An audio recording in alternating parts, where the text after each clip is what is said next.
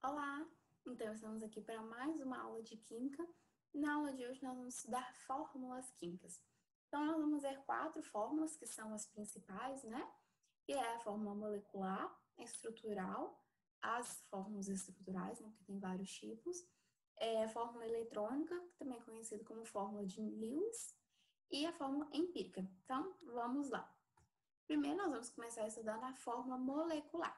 Ela é bem básica, tá, gente? Ela mostra o quê? Ela vai mostrar a quantidade de cada átomo que existe, vai mostrar quais são os átomos que existem, e também, se for o caso de ter íons, né? Se for ser compostos iônicos, ela vai mostrar também qual a carga ela pode mostrar, né? Isso pode estar implícito ou explícito, tá? Pode mostrar qual é a carga de cada átomo desse composto iônico, tá bom? E aí, eu coloquei alguns exemplos aí, só que tem um detalhe. Essa forma, como eu falei, ela é super básica, tá? É bem comum. Só que ela esconde algumas informações, ela não é muito completa, porque ela não mostra o tipo de ligação que existe, nem a qual substância se refere. Às vezes, uma mesma fórmula molecular pode falar de duas substâncias completamente diferentes. Mas a gente vai ver isso num exemplo mais prático agora. Olha. A gente tem a água aí. Qual a fórmula molecular da água? Todo mundo conhece, né? Eu espero. H2O. Bem simples, né? A gente sabe quantos átomos que a gente tem. Dois de hidrogênio, um de oxigênio, né? No caso, não tem cargas, né? Então não vai mostrar isso. Mas olha aí esse íon que a gente colocou, né? Que é o NaCl. Na junto com Cl-. Então, a gente sabe quais são os átomos, que é Na e Cl, quantidade de cada um de cada, qual a carga, mais e menos, né? Mais para o sódio, menos para o Cl. Menos um e mais um. Só que tem um detalhezinho. Lembra aquilo que eu falei que essa fórmula, às vezes, ela pode enganar a gente? Olha essa fórmula aí. C3H6O. Beleza, né? Não acho que vocês conheçam essa fórmula. Mas ela pode designar tanto para a propanona quanto para o propanol. Tanto a propanona quanto o propanol têm exatamente a mesma fórmula molecular, tá? Então, isso pode ser um problema, né? Porque, tipo assim, eu falo assim, eu tenho essa molécula aqui. Mas você vai falar, tipo assim, qual substância que é essa? Não dá para saber, né? A gente vai precisar de outras fórmulas químicas mais complexas do que a fórmula molecular para falar isso. Uma dessas fórmulas é a estrutural. Então, o que é a fórmula estrutural? Né? É uma fórmula que mostra, representa exatamente todas as ligações que existem. Ela mostra também se a ligação é simples, se é dupla, se é tripla, tá bom? Mostra exatamente quem está ligado com quem. É o carbono 1 está ligado com o hidrogênio 1, 2 e o 3, e o carbono 2, e mostra tudo isso. Ela é super completa, né? E existem três tipos de fórmula estrutural. A primeira eu estou mostrando aí é a completa. Então, acho que é a mais comum, né? Todo mundo, quando pensa em química, já pensa nessa fórmula química, né? E ela mostra num desenho não linear, ou seja, linear quando é tudo retinho, né? Essa aí, ela tem umas curvinhas, tem uns trem para cima, outro para baixo, né? Então, é não linear. Todas as ligações que existem. Então, olha aí. Lembra que eu falei do C3H6O, que pode ser tanto propanol quanto propanona? Como que a gente pode diferenciar essa substância? Olhar na fórmula estrutural. Olha aí, essas duas fórmulas estruturais. A primeira é do propanol, à sua esquerda. A direita é a propanona. Tá vendo? Completamente diferente uma da outra. Apesar de ter a mesma fórmula molecular, tá bom? E aí você pode ver que tem as ligações são representadas como por traços. Então, um tracinho é uma ligação simples, dois tracinhos, uma ligação dupla, e três tracinhos, uma ligação tripla. Não existe uma ligação quádrupla, tá, gente? É só simples, dupla ou tripla. Beleza? Então, a fórmula completa ela vai ser por tracinhos e vai mostrar exatamente quem está ligado com quem e qual é o tipo de ligação. Como que está ligado? É ligação simples, dupla ou tripla.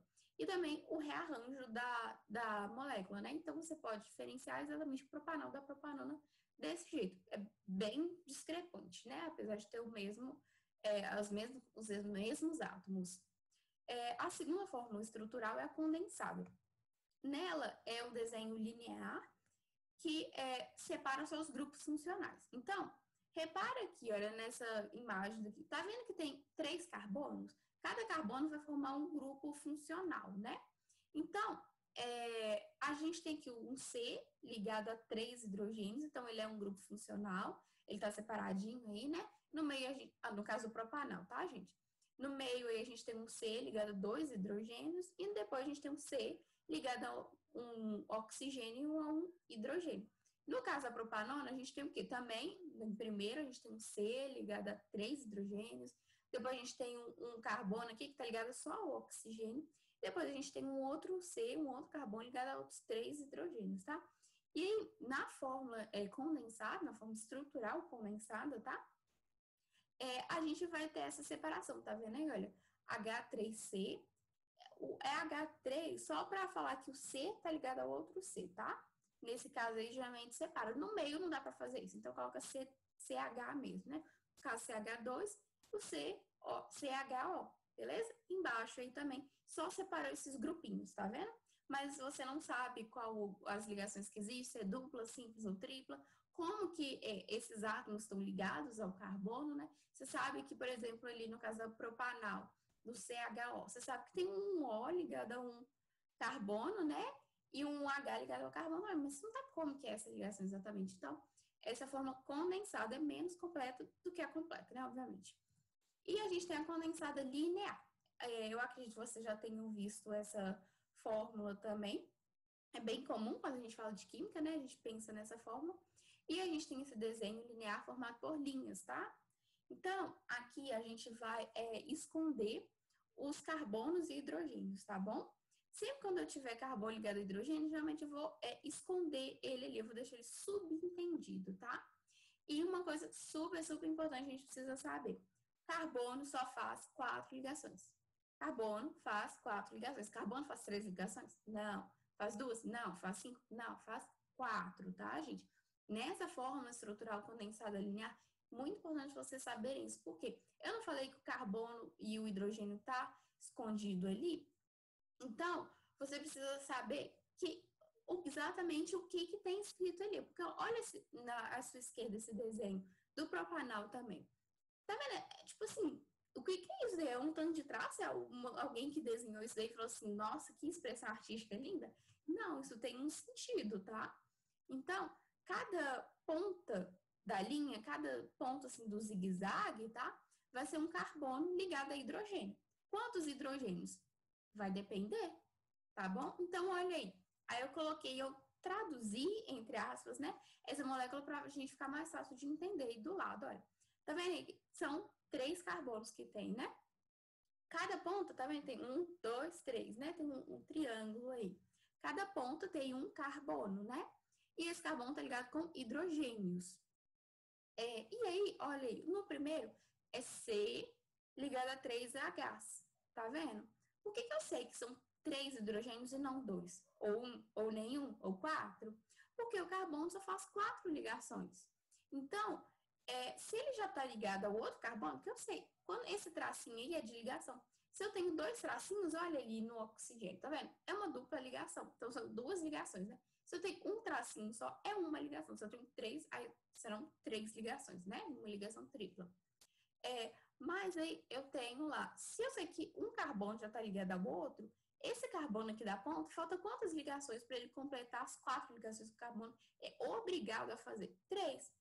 E se não está ligado a mais nada, ele está ligado a quem? Hidrogênio. Então, eu sei que, obrigatoriamente, essas 3 outras ligações que esse carbono da ponta está fazendo, vou chamar ele de carbono 1, tá bom? Eu sei que o carbono está obrigatoriamente ligado a 3 hidrogênios, porque ele só está fazendo uma ligação. Só está evidente uma ligação. O que está escondido é essas outras 3 ligações ao hidrogênio, tá? Vamos passar para o carbono 2, o carbono que está aí no meio. Ele está ligado a 2 hidrogênios. De onde eu tirei isso, gente? Da minha cabeça? Não, da fórmula. Olha aí, porque eu sei que o carbono 2, ele está ligado ao carbono 1 e ao carbono 3.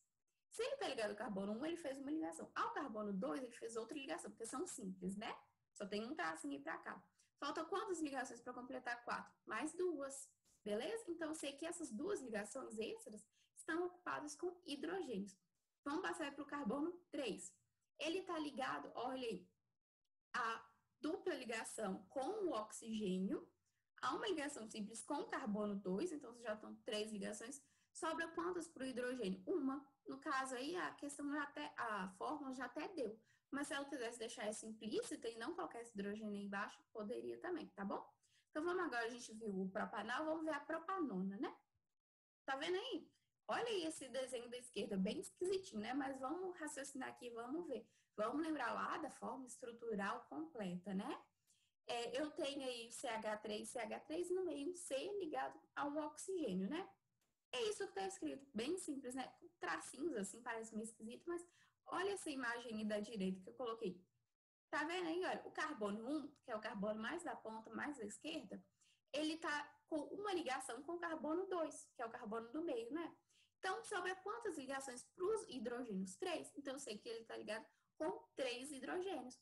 O carbono do meio, o carbono 2, ele está ligado a quê? Ao carbono 1, ao carbono 2, e tem 2 ligações ali em cima para o oxigênio. Então, sobra quantas ligações para o hidrogênio? Nenhuma, ele não está ligado a nenhum hidrogênio, tá vendo? Não coloquei nada aí. E o carbono 3 é a mesma coisa do carbono, né? São 3 hidrogênios que ele está ligado. Beleza? E um detalhe super importante. Eu falei que essas pontinhas são sempre carbono e hidrogênio, né? Ou só carbono, se não tiver espaço para o hidrogênio. Então, essa estrutura só funciona para moléculas orgânicas. E o que são moléculas orgânicas? São moléculas que têm carbono na sua estrutura. Beleza? Tem como eu fazer essa fórmula aí para água? Não tem, uai. Eu vou ligar o quê? Cadê minha ponta ali para eu colocar o carbono, sabe? Para eu ter o tracinho, eu preciso ter 2 carbonos ligados ali. Eu preciso ter carbono ligado com carbono para ter um tracinho, pelo menos. Na água não tem nenhum carbono, como é que eu vou fazer isso? Não faço. No oxigênio, O2, tem que eu fazer? Não tem, porque não é uma molécula orgânica, não tem carbono, beleza? Então, vamos passar aí para a nossa terceira forma, que é a eletrônica, ou também de Lewis, tá bom? Qualquer um dos dois é a mesma coisa. E essa é a forma mais completa, tá bom? Porque ela mostra todos os átomos, ela mostra as ligações que tem entre esses átomos, então ela é super parecida com a forma estrutural completa, só que ela tem um detalhe a mais. Ela mostra os números de valência de cada átomo. Número de valência, vamos lembrar aí das aulas de átomos, né? É o número que tem lá na última camada eletrônica, o número de elétrons que tem na última camada eletrônica desse átomo. Então, na camada de valência, sobre a camada de valência, né, existe uma regrinha que chama-se regra do octeto, que fala o quê? Que todo átomo, para ele ser estável, para ele ser bacaninha, né, no ambiente, para ele ficar quietinho lá, ele tem que ter o quê? Ele tem que ter 8, exatamente 8 elétrons na sua última camada eletrônica, tá bom? Então, isso funciona para quase todos os átomos, né? Exceto o hidrogênio e o hélio, porque ele só tem uma camada eletrônica com 2 elétrons, não tem onde enfiar os outros 6 elétrons. Então, ele já é estável por si só com 2 elétrons, né? E aí, mas tirando essas exceções, né? Todos os átomos só ficam estáveis quando ele tem 8 elétrons na sua camada de valência, ou seja, octeto, né? Quando ele completa o octeto. E aí, a gente vai representar esses elétrons por bolinhas pretas, sabe? Igual eu coloquei bolinhas, né? Então, a gente vai pegar o símbolo lá do elemento químico e vai colocar bolinhas representando os últimos elétrons que ele tem na camada de valência. Porque existe uma diferença entre quantos elétrons ele realmente tem na valência e quantos elétrons ele precisa ter para completar o octeto, tá? Só fica estável quando completa o octeto, mas antes do octeto ele tem um determinado número de elétrons na valência. Só os gases nobres que têm 8 elétrons de valência naturalmente. Os outros, eles precisam compartilhar elétrons para ganhar esses elétrons extras e completar o octeto, beleza? Mas vamos ver aqui, vamos entender isso melhor. O hidrogênio, lembra que eu falei que era a exceção? Ele não precisa de 8, né? Mas ele só tem quantos elétrons na camada de valência dele? 1. Só 1, beleza? Então, eu só coloquei uma bolinha aí. O carbono, ele tá na família 4A, lembra disso? Todos os átomos que estão na família 4A, eles têm quantos elétrons na valência? 4. Na 5A, 5. Na 6, 6. Na 7, 7. Na 8, que é os gases nobres, 8. Entendeu? Então, é uma dica muito importante aí. Vai saber, só você saber essa questão da tabela periódica, tá? Volta na aula de tabela periódica para isso. Mas, enfim, o carbono está na família 4A, né? Então, qual é a valência dele? 4. Então, tá vendo? Eu desenhei o símbolo aí do carbono com esses 4 elétrons aí em volta dele, beleza? O oxigênio está na família 6A. Se ele está na 6A, ele tem quantos elétrons na camada de valência dele? 6. Então, desenhei o oxigênio com 6 elétrons aí. Só que lembra que eu falei que o átomo com 6 elétrons, com 4 elétrons, ele não vai ser estável. Ele precisa de quanto? Precisa de 8. Mas de onde que ele vai tirar esses 4 elétrons extras, esses 2 elétrons extras? Eles vão compartilhar com outros elementos químicos. Então, o que que faz? O carbono, ele vê lá assim o oxigênio. Nossa, você está precisando de 2 átomos aí, né? Vamos fazer o seguinte, eu te empresto os meus 2 aqui, você me empresta os seus. E eles vão ligar e vai ser como se esse elétron que está ligado, ele vai ficar indo de um para o outro, entendeu? Ele vai ficar rodando nas 2 nuvens eletrônicas, nas 2 camadas de valência. Então, a gente pode falar que eles compartilharam elétrons e aí sim vai completar o octeto. Vamos ver isso aqui agora, olha. Eu coloquei aí a propanona de novo, né? Coloquei a fórmula estrutural dela só para vocês verem quão semelhante é com a fórmula de Lewis, tá bom? Então, olha aí a propanona. Tá vendo aí, na primeira aqui, ligação do carbono 1, olha aí os hidrogênios. O hidrogênio, eu falei que é exceção, né? Ele precisa de quantos elétrons para ficar estável? 2. Então, olha aí o que ele faz. Tá vendo? Pega um hidrogênio aí. Ele tem o seu elétron, né? De valência, igual eu mostrei aqui atrás, só um. Só que ele faz o quê? Ele pega a mãozinha lá comprida e pega um elétron do carbono. Esse elétron do carbono, ele vai ficar indo para o hidrogênio e depois para o carbono, do hidrogênio para o carbono. E esse outro elétron do hidrogênio vai fazer a mesma coisa. Uma hora ele está lá no hidrogênio, outra hora está no carbono. Então, você nunca sabe com quem que ele está. Então, a gente pode falar que ele está com os 2, entendeu? Então, quantos elétrons o meu hidrogênio tem? 2. Ele está estável? Tá bacaninho ali. Os meus outros hidrogênios também. Agora, repara o meu carbono, olha aí.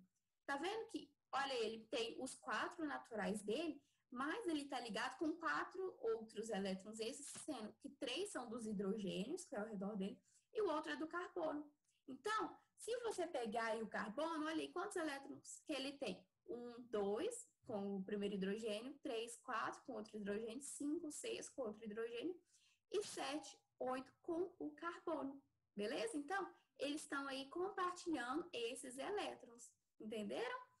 Por isso, a gente fala que eles respeitaram a regra do octeto. No caso do hidrogênio, né, ele não vai precisar ter 8 elétrons, vai ser só esse. O oxigênio, vamos conferir ele aí, olha. Então, quantas bolinhas ele tem? Quantas bolinhas está ligado com ele? Tem as 6 naturais dele e tem as 2 ali do carbono, tá bom? Então, a gente sabe como fazer uma ligação química, como juntar uma fórmula química fazendo isso. Para você ter certeza, mas eu sei assim, eu posso ligar algum outro hidrogênio nesse carbono? Não, porque olha aí, olha, esse carbono do meio e o carbono 2, ele já tem os 8 elétrons que ele precisa. Imagina se eu pego um outro hidrogênio aqui, esse, e coloco embaixo ali. Ele vai se encaixar? Não, porque o carbono não tem interesse em pegar um nono elétron. Ele já tem os 8 dele. Para que ele vai pegar mais um? Ele não vai pegar. Por isso que o carbono só faz 4 ligações. Então, peraí, quantas ligações você acha que o oxigênio faz? 2, porque ele só precisa de mais 2 elétrons extras. Quantas ligações o hidrogênio faz? 1, porque ele só precisa de um elétron extra para completar o octeto dele, tá bom? Então, a gente sabe essa questão das ligações químicas olhando a camada de valência, olhando a fórmula eletrônica de Lewis, tá bom? Sempre que vocês precisarem fazer uma fórmula eletrônica, ou uma fórmula até estrutural mesmo, dessa completa, só olhar aí as ligações, entendeu? Se você precisa fazer uma fórmula, qualquer fórmula química, faça de Lewis, que ela vai te dar exatamente todas as informações que você precisa, tá? Você sabe exatamente quem que você pode ligar com quem e quem você não pode ligar, quem não pode colocar mais. Você vai saber exatamente como acontece esse rearranjo, tá bom? Então, vamos para a nossa última fórmula, que é a fórmula empírica. Ela é a mais incompleta de todas, a mais simples de todas, tá bom? Ela vai mostrar o quê? Apenas os átomos que tem, quais átomos que tem nessa molécula e a proporção entre eles. Ela não vai mostrar o número de átomos que você tem, ela vai mostrar a proporção. Vamos ver isso aqui num exemplo, né? A gente tem um benzeno lá. Qual a fórmula molecular do benzeno? C6H6. Beleza. qual é a proporção que há entre os átomos de carbono e de hidrogênio. Se eu tenho 6 átomos de hidrogênio, de carbono, quantos átomos de hidrogênio eu vou precisar de 6, não é? Então, é de 6 para 6. Se eu dividir isso daí, né, vou dividindo por 2, por 2, por 2, eu vou chegar ao quê? De 1 para 1. Qual é a proporção disso daí? É 1 para 1. Então, qual que vai ser a forma molecular? C1H1, ou só CH, tá bom? A gente sempre esconde o 1. Então, é CH. A forma empírica é CH, simplesmente. Existem várias coisas que podem ser CH também, não é? Então, essa forma empírica, ela é pior ainda do que a forma molecular. Lembra que eu falei? A forma molecular, às vezes, pode servir para 2 moléculas diferentes. A fórmula empírica, então, ó, muito mais, né? Vamos ver outra fórmula empírica aí, a do hexano, por exemplo. Qual a forma molecular do hexano? É C6H14. E aí eu vou fazer essa proporção. Qual é a proporção entre carbonos e hidrogênios? É de 3 para 7. Eu preciso de 3 carbonos e para cada 3 carbonos que eu tenho, né, eu vou precisar de 7 hidrogênios. Então, qual é a fórmula empírica? C3H7. Então, vamos fazer esses exemplos. Eu vou pedir para vocês dar um pause no vídeo e tentar resolver sozinhos, tá? Antes, só uma coisa. Leiam essa dica aí, olha aí.